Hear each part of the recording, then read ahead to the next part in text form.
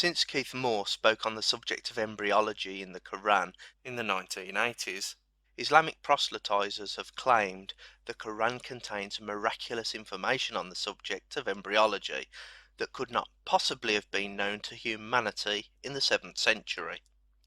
In particular, one verse which describes how bones form before flesh has been touted as an example of miraculous information. The Quran's description of human development in the womb has become something of a revived subject since the biologist P.Z. Myers told IERA, a UK-based Islamic proselytizing group, that they had just proved the Quran to be scientifically incorrect in claiming that it describes bones forming before the flesh, and that bones and flesh actually form simultaneously from mesenchyme. Of course, the Quran cannot possibly be wrong. Only our understanding of the words can be in error. Now, let us take a look at the information within the Quran and compare it to the information from Galenic medicine. Quran 23:13. Then we placed him as a drop of seed in a safe lodging. This shows an early stage of embryonic development where the human is still a seed. Galen says, the first, i.e. stage, is that in which is seen in both abortions and dissections, the form of the semen prevails. Quran 23:14. Then we fashioned the dropper clot. Galen continues, now in the case of the semen voided in the 6th day, it becomes filled with blood. The next part of the Quran says, then fashioned we the clot a little lump.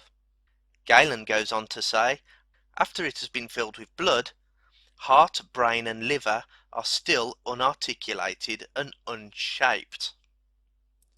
The Quran follows by saying, then fashioned we the little lump bones, then clothed the bones with flesh. Galen immediately goes on to say, after nature has made outlines of all the organs and the substance of the semen is used, thus it caused flesh to grow on and around all the bones. Here we see Galen's writings describe a fetus starting as semen. After 6 days it then fills with blood and the fetus starts to develop various bodily parts, but remains unformed. Then flesh starts to grow on and around the bones before the fetus goes on to become fully formed. So, what is so miraculous about the information in the Quran? Almost identical words were spoken by a man hundreds of years earlier, who didn't need to claim divine intervention for their origin. Knowing that there is no point at which an embryo is a clot of blood, Islamic apologists tried to force the Quran to be accurate by using the following claims, despite knowing there are numerous tafsirs explaining how this is a clot of blood. Number 1. The Quran is merely saying the embryo looks like a clot of blood. There is nothing miraculous about saying what something looks like. These people used to kill and eat their animals themselves. It is not unimaginable that they sometimes discovered the animal had been pregnant and that the embryo looked like a clot of blood. Number 2. The Quran describes the embryo looking like a leech. You need a microscope to see this. At no point does the Quran use the word resembles or looks like before the word alaka. Therefore the Quran would be saying that the embryo turns into a leech. To claim this is the meaning of the Quran is to claim the Quran is imperfect, because it could be improved by adding the word resembles. Number 3. The Quran is describing the way the embryo clings to the uterus. As with the Quran's vague stages of human development, this too was explained in Greco-Roman medicine long before Muhammad was born. Galen reports that the fetus is attached to the womb, just like fruit to a tree. Or number 4. The Quran is describing the way the embryo lives off its mother's blood. Yet again, this alternative explanation was also described by Galen, as he described how the offspring takes nutriment from the mother's blood. Nutriment also comes through the chorion, from the veins and arteries of the mother. The fact that so many people claim different miraculous meanings for the same word alaka clearly shows that the meaning of this word is being inferred by the reader and then retrofit in an attempt to match reality. Of course, the latest revival to this entirely bogus miracle claim has come about as a consequence of IERA ambushing the biologist and embryologist P.C. Myers at the World Atheist Convention in Dublin in 2011. During this interview, Adnan Rashid told P.C. Myers, Does Aristotle say the bones come first and then the flesh and the muscles? Is that what the Quran specifically says? Absolutely. and thus the Quran is a miracle. At which point, P.C. Myers informed them that this is factually incorrect. You just demonstrated that the Quran is wrong. These are forming simultaneously with each other. As expected, the apologetic machine is now in full motion, as the clear words of the Quran are examined closely in order to discern what they clearly said from the start, whatever that might be, as long as it matches reality. Lane's lexicon uses this very verse as an example of when the word fa is used to denote an absolute sequence, so it seems Adnan's original interpretation may have been correct after all.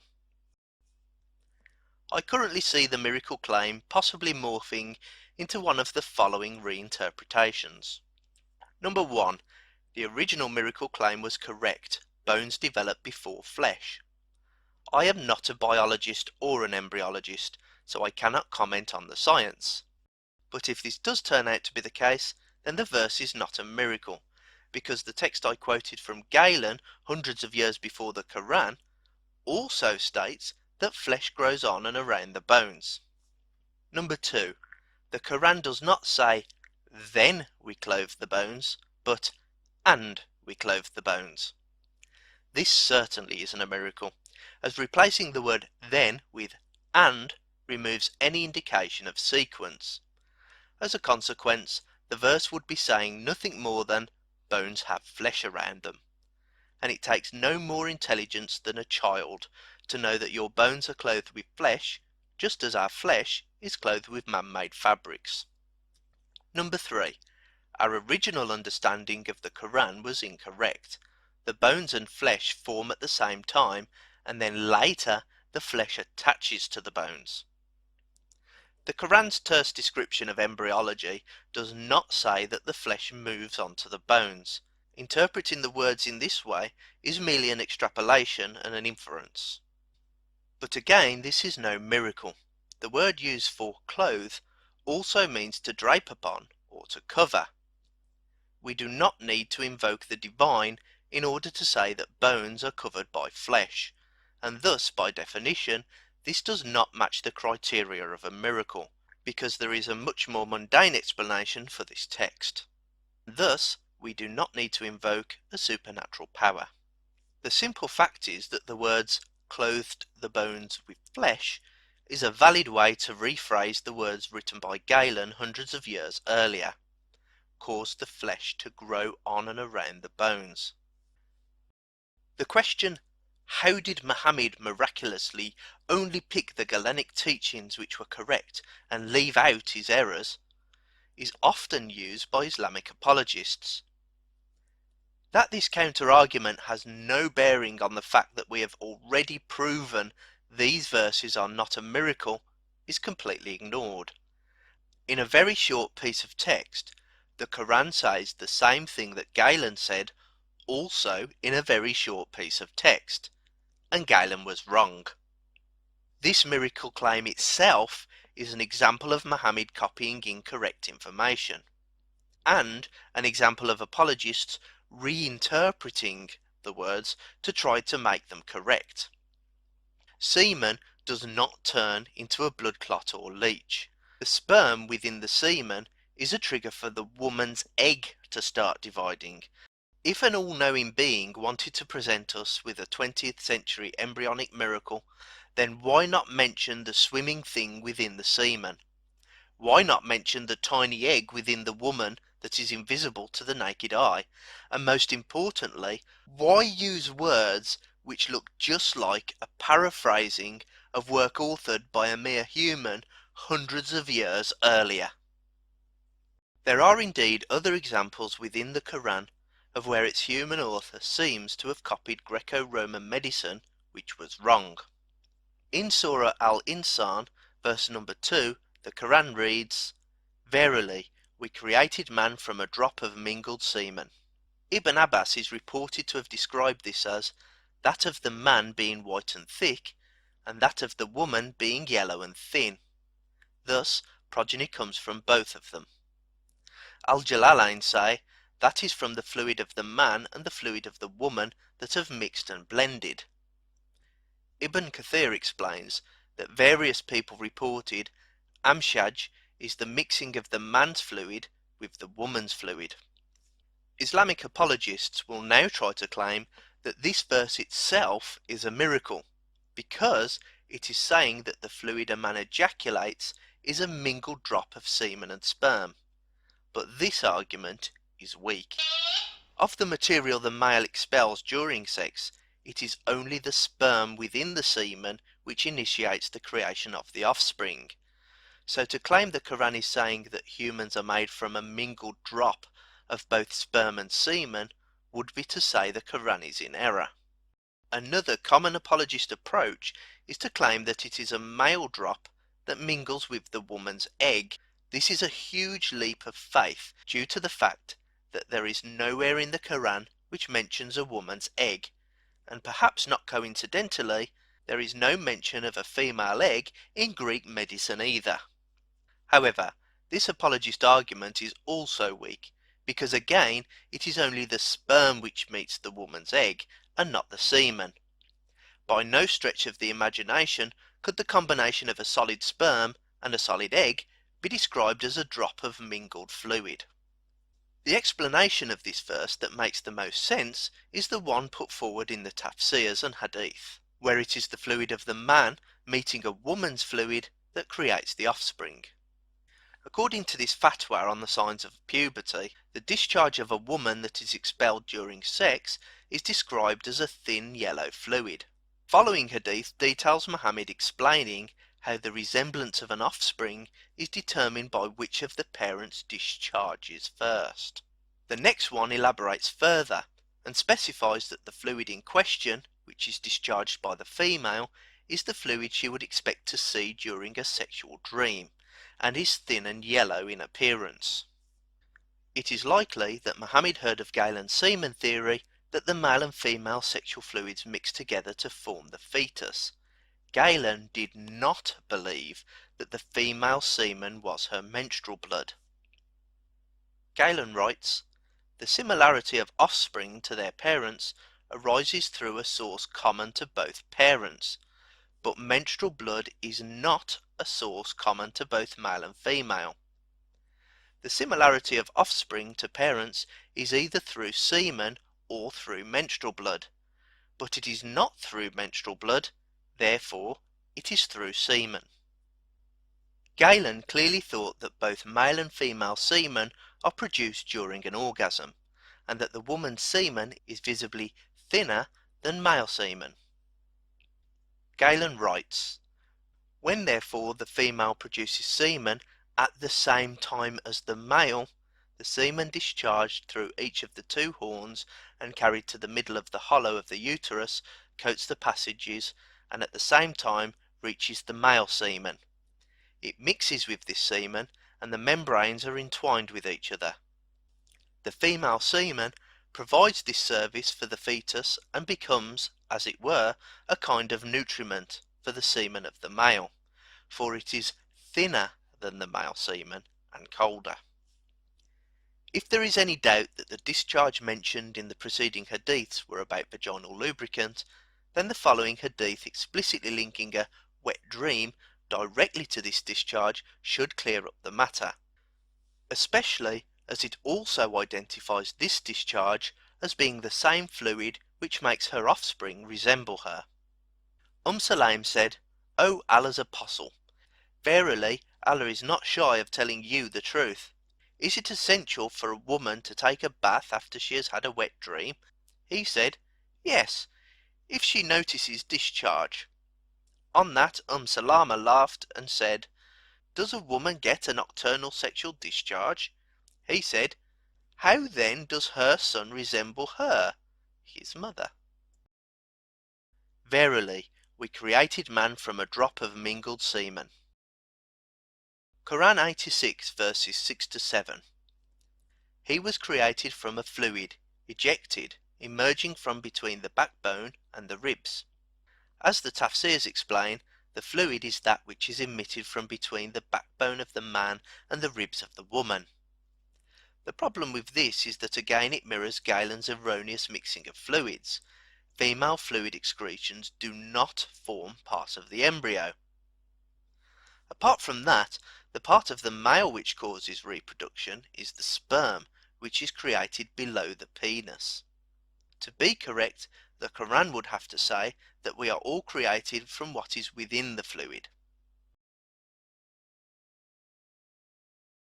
Apparently, there was confusion in ancient times as to whether the testes or the kidney was the source of semen. The Romans gave up and called the kidneys renes, from which we take our adjective renal. Either way you look at this verse, it appears to be a copy of one of Galen's erroneous writings. But how could Muhammad have known? This of course is an argument from ignorance. I don't know the answer to X, therefore I do know the answer to X, and the answer is... insert unfounded belief of your preference here. It is also a completely irrelevant question. The mere fact that other humans knew this information means that it was within the sphere of knowledge of mankind. What we do know is that an individual could have known this information, whether we know how they came into possession of that information or not. IERA have been announcing for a number of months that their new research into these verses of the Quran have not only proven to be correct, but, probably not surprisingly, have turned out to be even more accurate than originally thought. It seems that Hamza Zorsis has already started to release snippets on his website. One of these snippets attempts to disassociate Muhammad from Hellenistic medicine by claiming that one of his companions, Haris ibn Kalda, could not have learned Greek medicine at Jandishapur, because no such medical academy existed. The following quote is from the website hamzazorsis.com. Jandishapur was certainly a meeting place for Arab, Greek, Syriac and Jewish intellectuals, but there is no evidence that any medical academy existed there. Only in the early 9th century did Arab Islamic learning medicine take shape. The first obvious point to make here is that even if this argument did disprove the notion that Haris ibn Kalda learned Greek medicine from Jandishapur, it does not prove that he didn't learn it somewhere else. It also doesn't rule out the possibility that Muhammad heard some very basic embryology concepts from someone like Haris ibn Kalda's adopted son, Al-Nazar, who was Muhammad's cousin and also who allegedly travelled to increase his knowledge and was a medical physician like his adopted father. It doesn't rule out the possibility that Muhammad's doctor gave him a brief overview one day while they were discussing the apparent miracle of pregnancy, or that a friend told Muhammad what his doctor had told him during a trip to the doctor with his pregnant wife. Putting forward a list of everyone to have ever come into contact with Muhammad who either was a physician, had ever talked to a physician, or had ever talked to someone who had talked to a physician, and so on, would not only be impossible, but would also be pointless. For the embryonic verses in the Quran to be considered a miracle, we must concede that the only way Muhammad could have come across such information must have been via a divine entity. The book by Roy Porter, cited by IERA, is not the only one claiming that Jandishapur was not a great medical academy.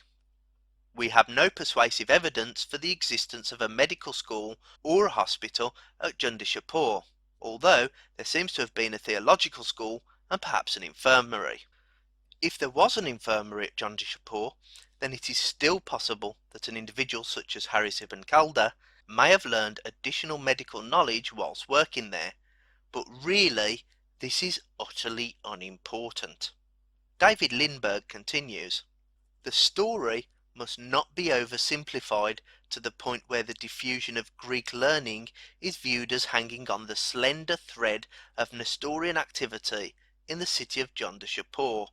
Rather, we must see this as a widespread movement of cultural diffusion, whereby the aristocracies of Western and Central Asia assimilated broadly and deeply, and by a variety of mechanisms.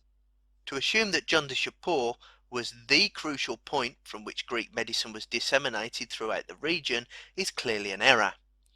The diffusion of Greek medicine throughout this region and the rest of the world was a slow but long process lasting many centuries, ensuring that it became part of cultures across the globe. But the book by David Lindberg is not the only one that reaches this conclusion. If only IERA had spent some time reading the book they cited, rather than simply quote mining it, they would have learned a whole lot more on the subject of the dissemination of Greek medicine throughout history, and they possibly would have realised that their point about Haris ibn Khaldun was somewhat pointless. Even though Greek medicine had not yet taken shape, as early as 1700 years before Muhammad was born, the Greeks were already travelling as far as Egypt. Greek medicine was an open system available to anyone to learn, which contributed to its development. By the 4th century BCE, Aristotle had been appointed as teacher to Alexander the Great. Alexander the Great's conquests brought Hellenistic knowledge as far as Egypt, the Persian Gulf and Sicily, and led to the creation of the Library of Alexandria. A large collection of medical documents attributed to Hippocrates were available in the Library of Alexandria as early as 250 BCE. In the 1st century CE, anatomy was being taught in the Library of Alexandria. In approximately 145 CE, Galen himself studied at the library. After Galen died, Greek medicine remained mostly unchanged. By 324 CE, Constantinople, Byzantine, was a Hellenistic safe haven. 344 CE, Christian hospitals spring up throughout the region. Leontius, Bishop of Antioch, from 344 to 358, set up hospitals in his see, around 360 of them. Pre-640 CE, it was still possible to learn Greek medicine, and specifically Galenic medicine, in Alexandria. But the best has certainly been saved for last. By AD 500, in Alexandria, there was not only a syllabus of Hippocratic texts, those which Galen followed, but an embryonic Galenic canon, which became known as the 16 Books, taught with commentaries and studied in a set order. Alexandrian scholars also summarized the 16 books for ease of memory. For over 1700 years, Greek culture and knowledge had been infusing itself slowly and thoroughly into the culture of the Middle East. Only 70 years before the birth of Muhammad, 16 books by Galen on the subject of embryology had not only been canonized at the Library of Alexandria, but they had also been summarized by scholars in order to make them easier to commit to memory. Knowledge of Greek medicine, and in particular Galenic medicine, remained prevalent throughout the region for many years after Muhammad's death. During a concerted effort to collect Greek medicine and translate it into Arabic, in the 9th century it was still possible to find many of Galen's writings throughout the Byzantine Empire. This is most likely what David C. Lindberg was referring to in his book when he remarked how Jondashapur was not the slender thread by which Greek medicine was spread.